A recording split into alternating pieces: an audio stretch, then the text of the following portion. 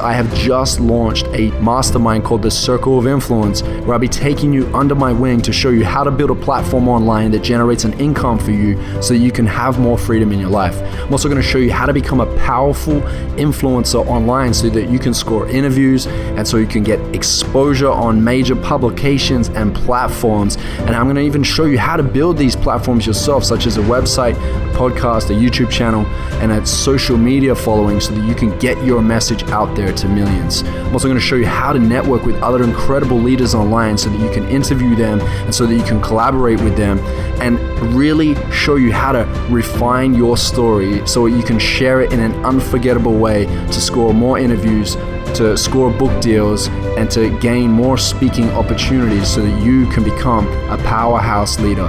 Now, if this speaks to you, make sure you head over to iamjoelbrown.com/apply and get in before I close my doors on this live, interactive, exclusive opportunity where I'm going to go deep with you and with the community of Circle of Influence Game Changers. Don't miss this. Now let's get into this interview. Okay, let's do this. I'm excited. Cheryl Muir is in the building. This is Joel Brown from the Addicted to Success podcast.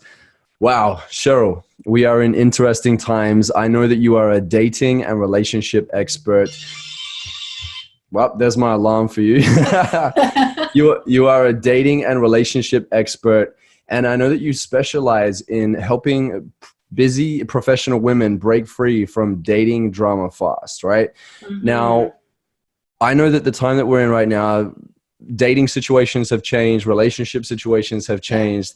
And I'm so excited to just go into this conversation with you around how do we navigate this now? Because there's some fears coming up for some people, and there's also some people that are maybe even happy and excited that they're away from who they thought they might have wanted to be with, and now they don't have to deal with it or face it, but at some point they will. So let's dive in first to why relationships. Why are you excited to go into this and support, especially women in this space? Yeah, this has been the biggest work of my life. This is not a subject I kind of, stuck a pin in a map and said, oh, I know I'll do relationships. Like, this has been the most deep and honestly painful work of my life. Throughout my 20s, I was just completely consumed by somebody I was dating, by somebody who perhaps didn't want me. I kept choosing the same people over and over again. And ultimately what I realized is I'm the common denominator here. I actually have to look at why it is that I'm choosing these people. And really that's what my whole kind of model and how I work with people is based off. So my whole kind of trifecta is, what is the relationship pattern? What is it you're actually doing in love and dating? Who is it you're repeatedly dating? What's the pattern? Where did the pattern come from? So spoiler, childhood, right? It's always childhood. We don't want to look at it, but it's always there. And then the third thing is knowing, do we have to, it's can't I just pull a card to see if he's the one? No, we have to talk about your relationship with your father. I don't fucking want to talk about that. Well, we're going to have to go there. It's painful. It's painful. And then once we know that, it's okay, well, how do we actually heal it? How do we go to that inner child, and really soothe her and talk to her and heal that? And then once we heal it, all the relationship patterns actually fall away. And often we're coming at this from completely the wrong angle. We're going, how do I get him to text me back? How do I bend myself and twist myself and make myself perfect, which also is a psychological driver, right? I have to be perfect. It's a belief a lot of people have. I have to be perfect to find love. How do I do all these things and have all this strategy to get and keep and claim the right person when actually it comes from within? And then once we're in a place where we're really connected to our heart, we've healed all those patterns and all those wounds, what we find is that a better caliber of people naturally come to us, people who are emotionally healthy, who are present with us, who see our heart, who are connected to their heart. And it's nothing to do with the strategy of dating at all. It's to do with the inner work and our connection to ourselves. So that was a really long answer to your question. No, it's such a powerful answer. I love it. And just every line that you were spitting out then, I was just yes, yes, yes, yes, yes. I agree. And the reason why I'm also in so much agreement with you is because it's something that I personally experienced as well, with just breaking patterns. I had an incredible relationship coach for a year straight. This was probably about a year to a year and a half back. And I focused so much on business. I focused so much on my friends, my lifestyle. And then I was just doubling down hardcore on self-development and telling myself I'm already doing the work. But self-development work, even in itself, is different to relationship work. Yeah, and I realized I was attracting women that were dismissive, avoidant, and I was anxious attachment, and getting triggered, and they were getting triggered. And then I just wanted it to work so bad. And so for me, it's just coming into that healing. I remember having this powerful conversation with my father when I realized that I had these attachment codependencies, right? And it absolutely transformed our relationship. My dad started coming to my self-development events. He looked at me in a different way. I looked at him in a different way. We just got real with each other. And then I realized that I stopped looking at women in a way where I was like, wow, that's a relationship I need. And I looked at like, what do I actually want in my life now? And not being attracted to the patterns. Like, you go against the programs in this process, right? Yeah.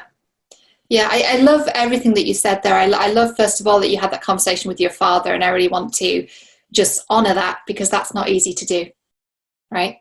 And that's he was like kind of stoic at the start. He's like, when I brought the conversation to him, he goes, Joe, I think you're just overanalyzing things. I was like, Dad, please just listen. Please hear me. Yeah, exactly. And that's part of the wound too, isn't it, of not being heard. And healing that is, as the adult, saying, let's just have a conversation about this. And I've been through a similar process with my parents too, and it feels quite terrifying, because we go into the child, right? There's a model in counseling called transactional analysis, and it's complicated, but basically we're meant to be in adult, and we can go into critical parent, or then we can drop down into the adaptive child.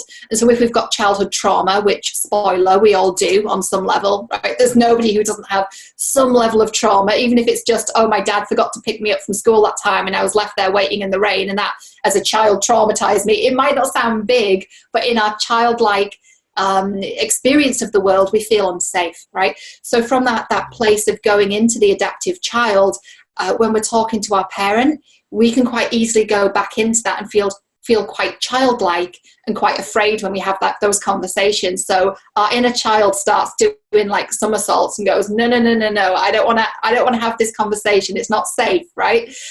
So the fact that you stayed in that adult place and said, no, just hear me, and let's talk about this. That takes a lot of courage. So, props to you. Yeah, thank you so much. I think the thing too, because I've talked with a lot of other people that have had similar experiences, I think you get to a point where you realize that it's not working. The way that you have been going just doesn't work, and that there's something that has to be done. And part of this process is that you've got to own your wounds and be responsible for healing them yourself. And I think we so often are in blame, right? It's like, oh, well, that person triggered me, or that person said this, or that person is an asshole, or whatever it may be. It's like, well, you're deciding to stay in that relationship. Exactly. And or you're deciding to not go and sit down and communicate it and get real with yourself. And it's funny, because a lot of people are like immature and wanting relationships, and even they're having children when they're not really at the maturity level of doing it. And it's just really this thing, even with success. I had this whole journey with success, which I can relate is kind of similar to relationships, is that when I first started making money and building business, I just wanted the material. I wanted all the things that I thought were going to fill me up. It's the same thing with relationships. Like, I wanted the sexy woman, or, like the idea that sounded cool and all this stuff. But then I realized, like, wow, that's not it. There's a level of mature success is what you realize it's about contributing, right? And being of service and impact. And then the other side with relationships, the mature success is owning your wounds, right? It's the communication. It's putting in the effort together. It's usually the thing that looks unsexy or uncool to the eye at the start. And then it ends up being something that's actually promising something much deeper than just the surface. Yeah. I'm really intuitively feeling the need to talk about the inner teenager. And I don't know if I'm picking up something of yours there, or mine, or I'm projecting, or what's happening. But either way, Let's go. We talk about the inner child, but actually the inner teenager is really interesting too. So what I picked up on was you were talking about, I need the cool, sexy girl. And like, if we're someone who, like, for example, when I was at high school, I was not the cool girl, right? I was the girl like in glasses, like in the library with the books, right? So for me, I certainly had that pattern as well, of I want someone who looks really good, because that kind of soothes that inner teenager of like, now I'm cool, you know? So it's worth, yeah, we don't really talk about the inner teenager, but that time between like early teens and like mid-teens, like 12 till 16, when we're at high school, and for a lot of us it was horrible, right? For me, it was not a good experience. And that time when we see people kind of partnering up, and we're starting to enter this almost pre-adult stage of relationship. So how we are at that time actually really, really shapes our adult relationships too. So it's worth looking at what happened during that time. How was I during that time? What was my pattern during that time? For example, for me, I was like the one that was like never chosen, right? And so it perpetuated this pattern for me of choosing men who were not choosing me, and doing this whole chasing thing. And I had to really look at where that came from. And it wasn't just the teenage years. There was stuff when I was about 5 or 6 years old as well. And I had to look at that pattern and really own it. So yeah, I'd really encourage people to go back to that teenage stage, which is so awkward for so many of us. But it's worth looking at that and saying, well, who was I then? And is he or she, is she running the show? What did she want at that time? And is she actually choosing for me rather than my healed adult self? Yeah. Wow. Beautiful. So let's say someone's listening to this right now and they are in that kind of like that anxious state or that needy state, right? They may have even been labeled by their partner as needy or suffocating or insecure, and they know it. You know, so when you're in this space, you know it. It's just like these impulses and reactions that's happening within you. You can't, feels like you can't stop it. You can, but it's going to be reprogramming. What would you say if someone's listening to this right now and they feel like they're that person that's chasing? What are the next steps? What can they do to really reprogram that, you know, that program that's going so much so that that person thinks they need to do that? It's about breaking the cycle. So you said something really beautiful there about you feel like you can't stop. So I kind of describe it as like almost like a runaway train on the tracks, right? Once the pattern's kind of, the program's running and the pattern's starting, it's running and running and running. And you're like, oh, holy shit, I'm in this place where now I'm chasing and clinging and getting needy and I can't stop it. So it's about actually pausing. And people, when we have these patterns, when relationships are our work, it's about taking a bit of a dating detox sometimes. And maybe what's happening in the world right now is a perfect chance for many of us to do this, to not date and to actually find that feeling of safety within ourselves, right? Because what we're often doing when we try and chase a partner is we're trying to get them to meet some kind of need or validate something in us that really is our responsibility to do, you know? And I know that sounds really hard. And when I faced this myself, it felt tough as well. You know, when I get the guy, I'll finally be worthy. I'll finally be good enough. I'll finally feel like I'm beautiful and I'm wanted and I'm desired. And actually, I need to feel that way myself, about myself. And now that I've done that work, and by the way, I'm by no means perfect in any of this. Like, I teach on relationships because it's my work too. And so I'm not the person with perfect relationships in every area of my life, because it's hard and it will always be my work for the rest of my life. And now that I've done the bulk of the healing around the dating drama, now that I am dating again, and I'm not in a relationship right now, but I am dating and enjoying that, and dating during quarantine is interesting. It's a different vibe, you know. I had a FaceTime date the other day and I'm like, okay, I didn't have to leave my house, which was, you know, as an introvert, it was a bonus. But yeah, it's a very, very different experience for me now, dating after healing the bulk of this stuff. It's like they can call back or not call back. We can have a second date or not have a second date. And either way, I'm okay in myself. It's not going to change how I feel about myself. I might feel a little bit sad or disappointed or whatever the case may be, you know. But it's not going to consume me. It's not going to actually change the way I feel about myself. And so with those patterns of being, you know, kind of needy and clingy and chasing, what I'd invite people to do is look at, well, what need am I not meeting within myself? What is that I'm really trying to do here? What need am I trying to get met? And once we can figure that out, we can ask ourselves, well, how can I meet that need within myself? So that's what I'd recommend people do. Yes, Cheryl, this is amazing. So if you're listening right now, write it down. Don't just hear this and say, oh yeah, that sounds cool. Like, pause this podcast, start writing this out and get really clear. when you get it out of your head and you put it in front of you, you look at it differently, right, Cheryl? You process it differently because it's out of your head now and you're looking at it for what it is and go, okay, cool. Here's the work I get to do, right? And what can I create that's different now? What decisions can I make? What conversations must I have? What healings must be in place? I know a really big thing that has helped a lot for a lot of my students is this whole forgiveness process. Yeah. But unattached forgiveness, not expecting that person to say, oh yeah, like, I get it, fair enough, yes, I'm sorry too, because that's not always the case, right? But what's your advice around this, having to forgive people that have been a part of a traumatic experience with you? Or forgiving people that are not sorry. Yeah, that's tough. Yeah. Right? Yeah. I have an interesting take on forgiveness. I think in personal development and spirituality, we jump straight to forgiveness, and we have to be careful with that, because if it's something that's happened that's really traumatic, there are layers to it and there are emotions underneath it. So if we're trying to forgive, but we're actually still really, really mad as hell about what happened, we need to release that anger. Anger is the top level emotion. So there's lots and lots of things underneath it. So, for example, when I healed a lot of sexual trauma from my teenage years, and I did that in my mid-20s, I wasn't even aware that it happened. That's what trauma does. It locks away and we don't even know. And that's how we survive. And I did this trauma anger release exercise with a counselor I had at the time who was very progressive. And I will talk about how this links to forgiveness, but she said to me, I think you might have some issues with anger. And I'm like, oh no, anger's the emotion I've got completely on lock. Like, I never feel angry. Like, everything else, sometimes I'm upset, I'm sad, but I'm never angry. No, I'm good with anger. She's like, that's the problem. Like, you're not.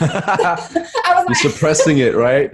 Yeah, you're like bottling it up. It's like shaking a bottle and like with like bicarb soda in it and like expecting it not to fizz. It's exactly like that. But it was so hilarious though, because I genuinely thought in that moment I got like a 10 out of 10 on the test, like, oh, I never feel angry. She's like, that's not good.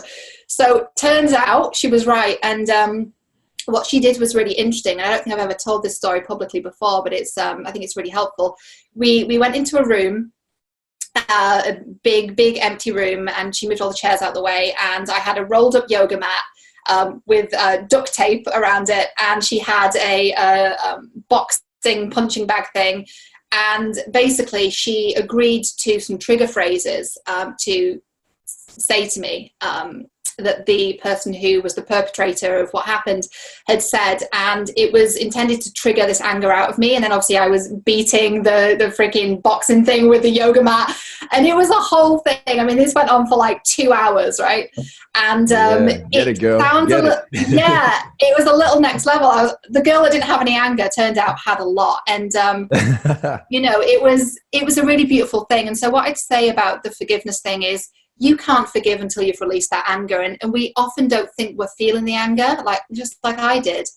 So you've got to go through some kind of anger release process. I went through that with a counsellor. So I'd recommend people seeking out that help if they need it. You can also do it at the gym. I mean, not so much now because we're all on lockdown, but through physical activity, physical exercise, we can release that. But yeah, I would recommend not even entertaining the idea of forgiveness until we've done some kind of anger release specific work. So I know that wasn't really what you asked, but when it comes to forgiveness, we've got to go underneath it first. No, actually that's not true. We need to get rid of the anger on top first. And then once that anger's gone, then we can actually look at it and say, actually, I feel really sad. I feel hurt. I feel betrayed. I feel upset about this. But the anger is almost like this kind of film on the top of the surface, and we can't really see what's underneath until we get rid of that. So yeah, that's my take on forgiveness, is dealing with the anger. That makes so much sense. Yeah, and that's like a somatic body work, right? Because our body is like a library, and it stores everything emotionally, and it doesn't go unless you go through a process where you're moving it, and obviously it changes form. But a lot of people just literally have so many low frequency energy holds in their body, and they're walking around like operating at 10 to 20%. And it's insane. I can say this because I know when I've worked through my wounds, when I've worked through my hurts, anger, betrayal, resentment, all these things that are super low frequency, shame, guilt. Oh, that's the worst, right? Shame and guilt, heavy. Yeah, when I worked through all that, oh my gosh, I felt so liberated to a level where it was touching everything in my business and my life. Everything started to expand after this. Have you Yeah. experienced this yourself? Yeah, absolutely. And I mean, I'm reminded of how I felt after that anger release exercise. Not only I couldn't like lift up a mug of tea or open a door, like my back, my arms, everything. It was like the best workout. But in addition to that, I was, everyone kept saying, you're glowing. What have you done? You look amazing. And I felt on top of the world because all this anger that I'd been carrying, I put it down. And it's like we don't even know we're carrying all these emotions from childhood, from traumas, from things that happened. And yeah, it spills into every area of our life because that anger and that resentment, we can't just leave it at the door. It's with us all the time. We carry it everywhere. So yeah, absolutely. Once we release that, it opens up. It's like I'm getting this visual of like opening up doors. It opens up doors to every different area of your life. Romantic love, yes, but business, friendships, relationship with your family, relationship with your neighbors, with your community, with your social media following, like it's all connected. It's not in isolation. Yes. If you're listening to this, it's so worth doing that work. It's going to open up so much in you. And reach out to Cheryl. You've got her on Instagram, okay? Cheryl Muir. Make sure you check her out. She can work through this with you. And, Cheryl, I remember this was almost 5 years ago. I was married. A lot of people don't know this. I've shared the story only a few times. I was married. I caught my wife at the time having an affair, and my whole identity was rocked. And I just remember feeling like I was just in pieces trying to pick up the shards of what I thought was my life or meant to be my life. And I remember I was living in Bali in Ubud, Indonesia. And I remember just riding my bike. I wanted to get away. Like I was on it and I was just racing my scooter. I've never shared this actually. Racing my scooter through the traffic. I had this adrenaline. I was weaving in and out. And I remember like just going and going and going. I turned down the street. I just kept going and going and going and going. And I got to this place where it was like right on this tiny little track through this village out in the rice fields. And I parked my bike up and I just got off the bike and I had everything in me that just wanted to scream. But there's like I'm not going to do it on this podcast. Scream. Like, yeah. Primal scream, right? A primal scream. And I remember screaming so loud, just throughout the whole rice field. And these workers are in the rice field. This guy like turns around, he has his like hat on. He goes, oh, he's speaking in Indonesian to me. And I'm like, oh, it's okay. And then like three of them start going, they're all screaming as well. And it was just like this hilarious moment that like that's actually amazing. Almost disrupted that pattern of it all. I kind of like looked at it in a light. It's so funny. I've actually never shared this. I don't even think with anyone before. It's so funny. Aww. So I get it. And I did feel this, this like progress within my body. It wasn't the full piece, but I definitely felt progress. So if you're listening, primal scream into your pillow, because I know you're on quarantine right now or lockdown. Just primal scream into your pillow and get that out and move that energy. Yeah. And I think as well, it's about not being afraid of our shadows, right? I don't know how into kind of astrological, whatever you are, but I've got a lot of Scorpio in my natal chart, like a lot of Scorpio, which when I was younger was very dark. It was linked to like a lot of my depression, a lot of that. But now it's like I'm really connected to that shadowy side of me. And I'm connected to, the anger and any resentment that might be lingering. And it's like, I want to look at it. I want to be with it and look at it and love it and scream it out and really not want to push it away. I think when it comes to personal development, we think it's all affirmations and meditations, and that's great, but we've got to look at that shadow and the fact that you really connected to what you were feeling in that moment, which I don't want to say it for you, but it must have been anger on some level, right? The fact that you were able to get that out of your body and actually transmute that and alchemize that in that moment to this actually really quite comical situation with these workers in the fields, I think that's absolutely brilliant, and I'm glad you shared it. Yeah, thank you. Yeah, we got an exclusive, and I got an exclusive on you beating up the yoga mat. You did, yeah. It was a whole thing, yeah. Yeah. Well, and to that point, I think what was behind that behind that anger was hurt. I was hurting. Right. As a matter of fact, when I went through that experience, I'm sure anybody that's experienced some form of betrayal to that degree, you feel all sorts of things. Like you feel jealousy, anger, resentment, hurt. Yeah. You feel scared. There's just so much that you go through. And honestly, Cheryl, it was such a blessing. I'm actually friends with her. I can talk with her, that we've moved through so much forgiveness. And I learned to love someone from a distance and just say, you know Right. what? Just because I love you doesn't mean I need to be with you, you know? And I think a lot of it is really going back to honoring yourself, you know, respecting yourself enough to go, these are my standards. This is what I feel. This is what I need. Here are my boundaries and here are my non-negotiables, you know? So I think a lot of people just are so scared to say what their feelings are or communicate their needs because they're scared that that person may reject them or abandon them. At the core, we all want to be seen, heard, and understood. And we also want to be accepted. Right. And if we're not, what does that mean? That means we're not good enough. Right. It's crazy. It all goes back to childhood.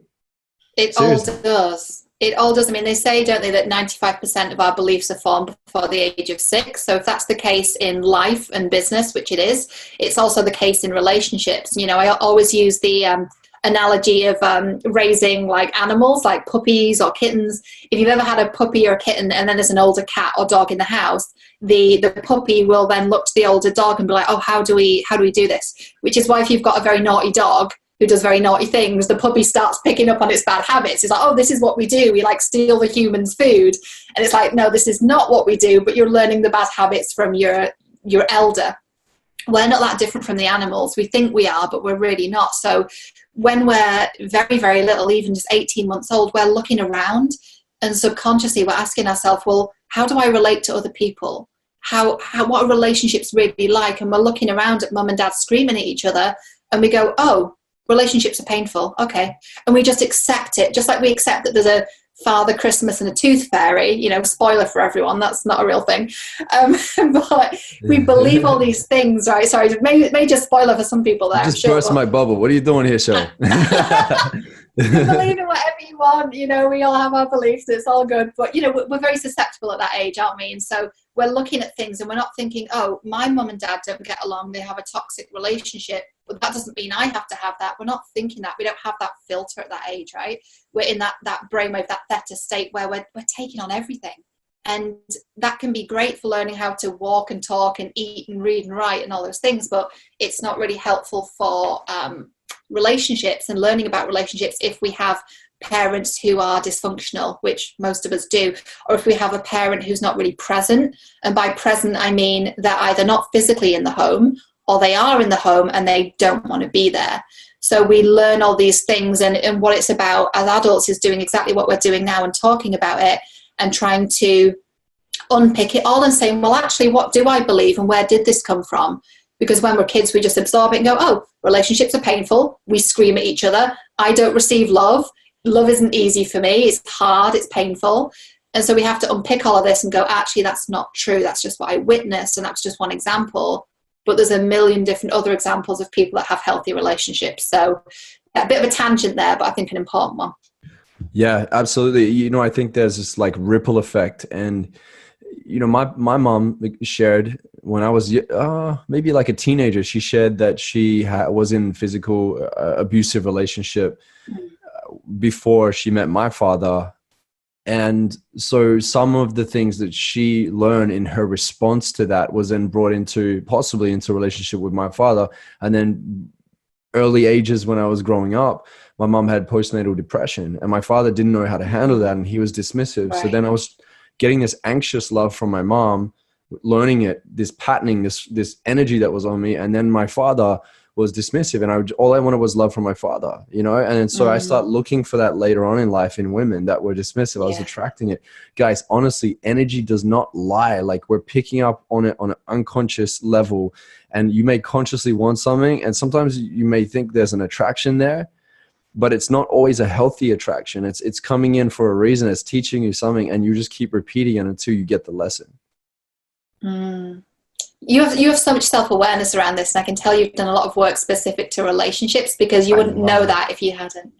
It's Cheryl, so good. I love it. And I'll tell you why I love it, because so much opened up when I healed my wounds around it. And I'm like you, like, I'm like, hey, what else is here? I want to go to it. I want to like just dive deep into the abyss of whatever it is and just go, how do I accept this so I can then work through it and then let it go? Because I want it to leave the body. I want it to be a thing where I'm basically going next level so that I can experience what is it like to be in a place that would be literally the programs of a 33-year-old man, which is what I am now, and not a 33-year-old man that's carrying, a 12-year-old's unconscious reactive programs in my head. Right. Like a lot of people may have like a 25, 30, 40, 50-year-old body, but they're carrying around a child or teenager, responsive brain in their in their head. And some of them are running some of the most powerful countries in the world, Yeah. You're right. It's so important for us to look at this, and otherwise we are just running out of those programs. It was interesting you said there that the love that you didn't, you felt you didn't receive from your father, that you then looked for in romantic love, and that's so common. And I always try and make that link, and it's not always as cut and dried as, oh, I'm a woman who dates men, and so it's about the relationship with my father. It's not always specific to gender and sexuality. It's which parent didn't you receive love from, and how are you trying to replicate that? And the reason why that's happening is because your inner child effectively is saying, if this person can love me, I'll be okay. Just like I didn't receive that love from the parent I wanted to receive love from. If this person loves me, then I break that cycle. And that's actually, it doesn't break the cycle, it keeps the cycle going. It gives the cycle more power. So it's about us looking at that and saying, actually, I deserve a lot more than that. And just like you said with, your previous partner, with your wife, you can still love someone. And you can also walk away and say, I have these standards and I have these boundaries, and I'm not going to remove my love from you. I'll always love you, and I can't actually have you in my life. And that's a very powerful thing.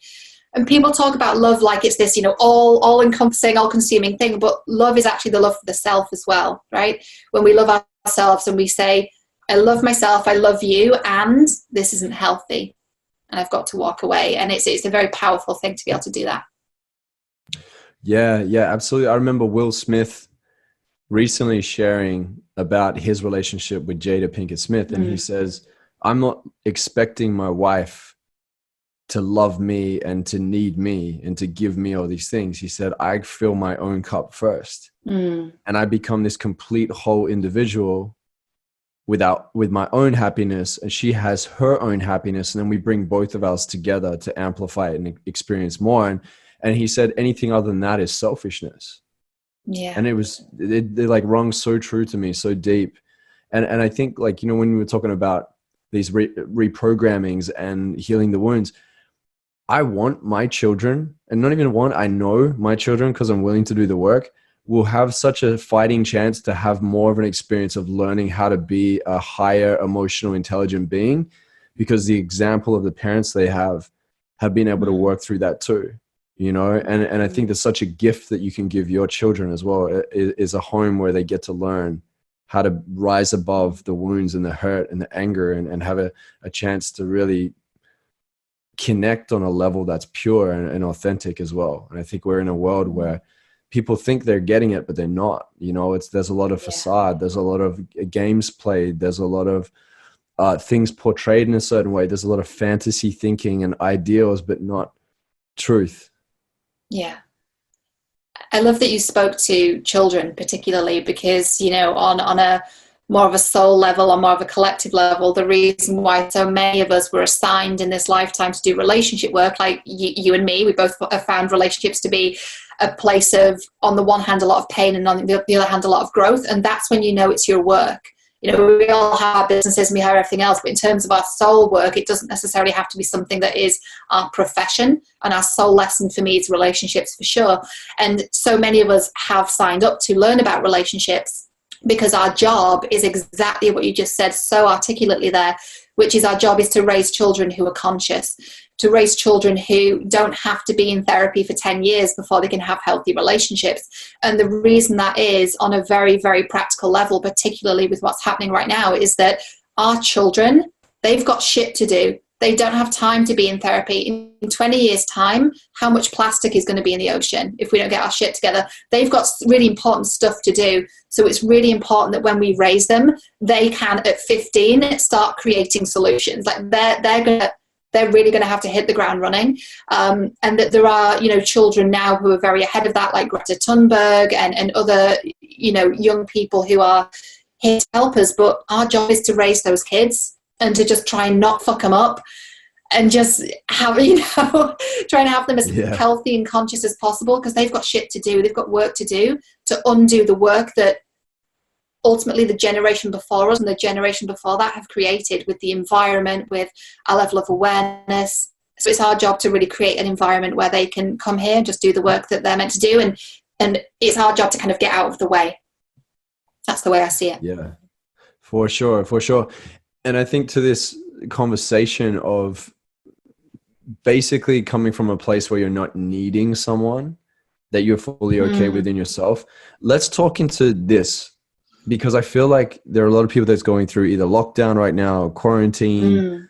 I said to you before, I was on a plane coming from London, Heathrow Airport to Abu Dhabi, and a guy next to me was kind of upset. He said he's not going to see his girl for a couple of weeks, and the longest, it could be even longer, and the longest that he hasn't seen her is a couple of weeks. And he's like, oh no, I'm not going to have sex. And then I was like, wow, this is actually going to really like disrupt people's relationships. People that don't want to be together or haven't pulled the pin or stood up for themselves are now spending time in each other's faces. And then you've got the other that want to be together, and now they're forced to be long distance. So how do we connect with people deeply without being close to them in this time? Yeah, I actually talked to a journalist about this the other day. She lives in Northern Ireland, and she's on lockdown with her family, and her boyfriend, who she's been with for a long time, is in London, and he's a first responder. And she wrote this article, and she was very kind to include my tips in it. But she was asking for herself the very same question you just asked, which is, how do I stay connected to him? She's like, I know I've got Skype, I know I've got FaceTime and all of that, but how do I actually use it? And what it's really is, it's about going deep. Like, it's about cutting the small talk about, the weather and everything else and all this other shit. It's also not about talking about necessarily the virus and the lockdown unless someone wants to. It's about really getting deep and saying, how are you feeling? How are you feeling? What's coming up for you? What do you need? How can I support you? It's about knowing what someone's love language is and how can you meet that from a distance, right? Some of those are going to be easier than others to meet at a distance. But even though with things like video, we don't have physical touch, we still have our words, we still have our heart, we still have our emotions. And it's about really cutting the crap and going in deep and asking those questions and being really honest with your partner and saying, well, what do you miss about them? And be as specific as possible.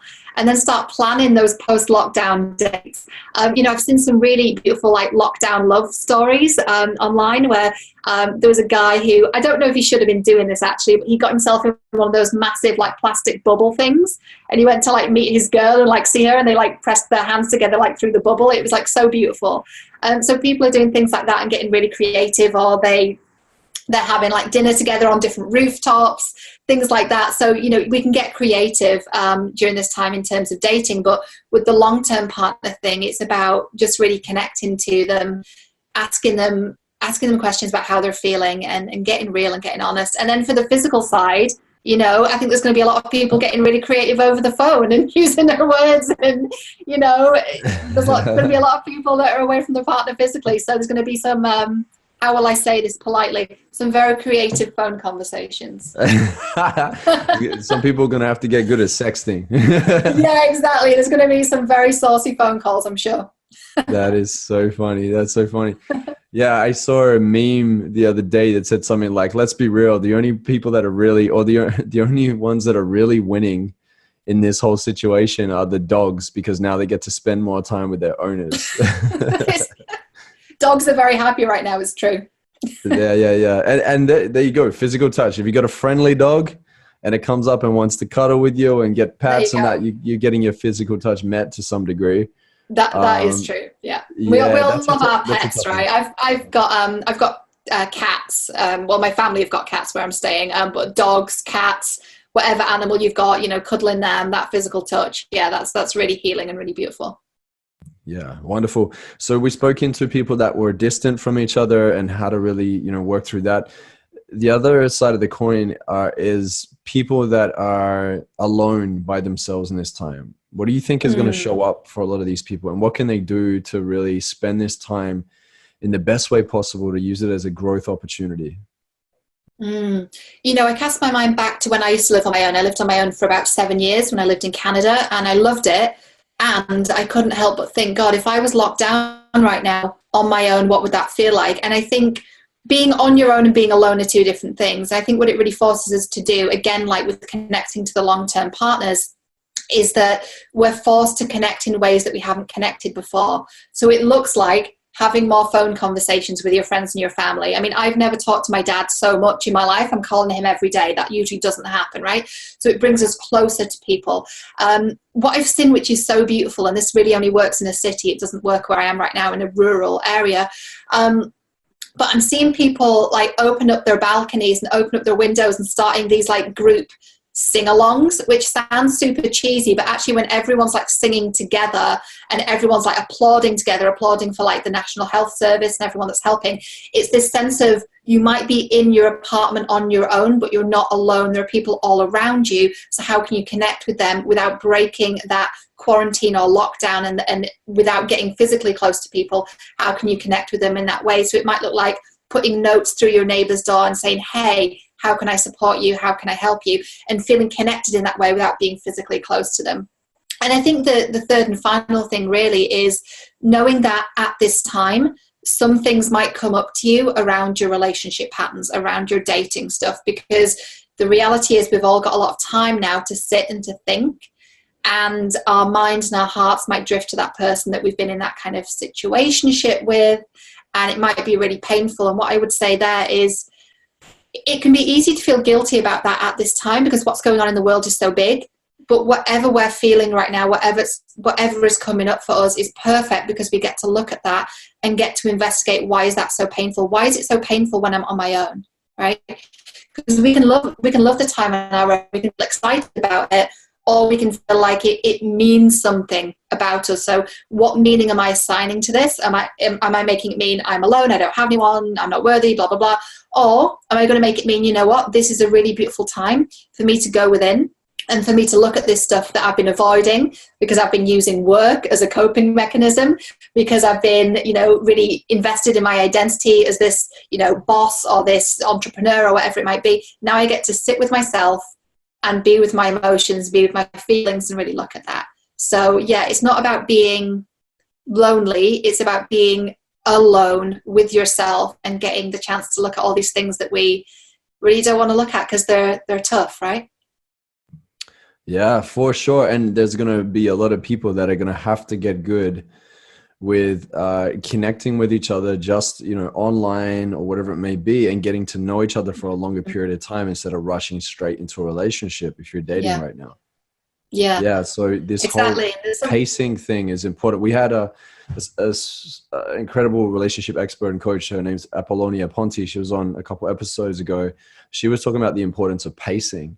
And it's really interesting that we're in this time and age. I think right now we're being forced to do it. So it's good. It's going to reprogram quite a lot of people. It is, and it feels quite, how do I want to say this, old-fashioned, but not in an archaic sense. Like it feels quite traditional, quite romantic. It's really quite beautiful, in an age where we can connect with people so instantly. The fact that we're having to wait to have kind of physical contact with people, and I've got situations where I'm kind of dating and I can't meet them in person yet because we're in a different place, we're on lockdown, and it's like, that's actually quite a beautiful thing that we are having to, like you say, pace and get to know people, and we're having to use our words a lot more, where our actions can say so much when we're with someone. What we're forced to do now is to say things we wouldn't say before, and to be braver and be more courageous in how we're communicating and how we're connecting with people. And that's scary, but it's also really liberating, and it's really needed. Yeah, and I think the con to it, because that's obviously a pro, which is great. The con to it is if you're not good at poetry, you're probably not going to come across as romantic. Can you tell I'm a writer? Like I've got a real writer's soul, I'm like, this is so romantic. And everyone's like, I don't know what the fuck I'm going to say. It's funny. I think the other con is that we have so many options at our fingertip too. So we could be on social connecting with someone, or dating apps, and just so many options. And look, guys, if you're listening to this, the importance of doing the work as well. So like a balance, even though you're at home now 24/7, basically, it doesn't mean you have to always be on the phone responding, because then that becomes like a pattern of neediness too. make sure you have blocked time to do your work and create things and get, things in order, or clean up the mess in the background and close loops and get emails done or whatever you've been putting off.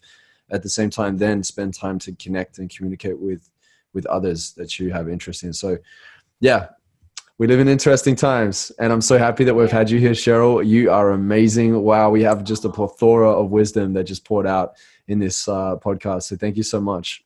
Thank you so much for having me. I really enjoyed this. Yeah. So Cheryl, how can we find you online?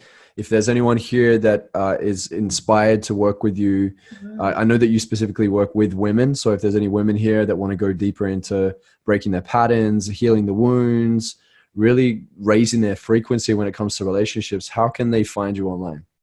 Yeah, they can find me on Facebook, Twitter, and Instagram. I'm on Instagram the most. My handles there are Cheryl J. Muir, and my website is cherylmuir.com. And if anyone wants to reach out and share, what they took away from our conversation today, I'd love to hear that. So just DM me. And if you are interested in going deeper and working with me, then just shoot me a DM, and we'll talk about what you're struggling with and how I can support you with that. Love it. Love it. You're a champion. Thank you so much, Cheryl. We have one more question for you before we wrap this up. And the question is... All right. Is this like a quick fire thing? No. Well, it might feel like a quick fire. All right. The question is, if you were to deliver your last 30-second speech to the world, what would that last 30 seconds sound like? Wow. That's an exceptional question. That is absolutely exceptional. So I'm just going to have to go with my gut here. And what I'm going to say is relationships are more important than ever. We need each other. We need to connect with each other. Our job here is to heal any dysfunctional ways that we've been relating to one another, to go within, to heal our inner child, and to connect with one another more deeply, because that is what the world needs right now.